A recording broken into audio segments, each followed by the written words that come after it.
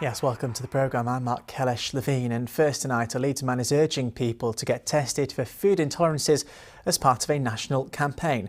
Simon, Heafield, suffered from a series of side effects for years, but with help from Yorkshire-based research centre YorkTest, he's now cut eggs and yeast-based food from his diet. It's led to a huge transformation in both his mental and physical well-being, and with an estimated 45% of the UK population said to suffer from food intolerances, Simon is now encouraging others to undertake the simple test too.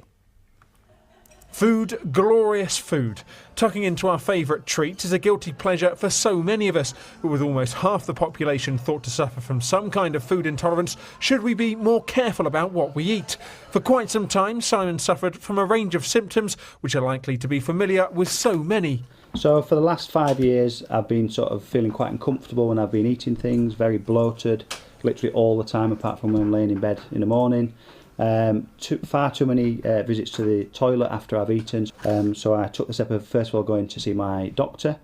That was a terrible experience. The doctor really fobbed me off, just suggested that it was normal that when people eat that they'll then want to release straight afterwards. I said that in my eyes that isn't normal, so I kind of again put that to the back of my mind, put up with it for probably another year or so, and then decided one evening that I'd had enough of it. It couldn't be right, it couldn't be normal.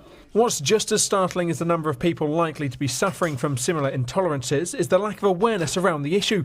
Researchers found that 1 in 5 think that food intolerances and food allergies are the same thing, and local lab YorkTest has launched a month-long initiative aimed specifically at men to tackle this misunderstanding. They also provide tailor-made programmes to help people like Simon cut out specific food from their diets. You can take control. We have developed effective technology, we have proven science, and the impact that can make, is really significant. The test is actually carried out at home. You don't need to go to see your GP or a laboratory or a clinic. The package arrives in the post. You take a couple of drops of blood, send it back to our accredited laboratory. The laboratory does the rest.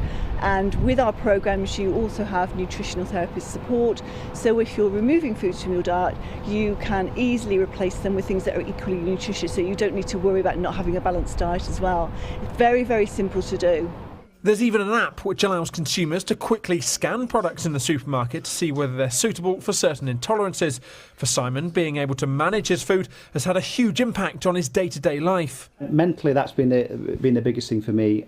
Seeing my body, seeing that I'm not bloated when I've eaten something, not worrying about when I eat, where I eat, how close am I to a toilet, etc.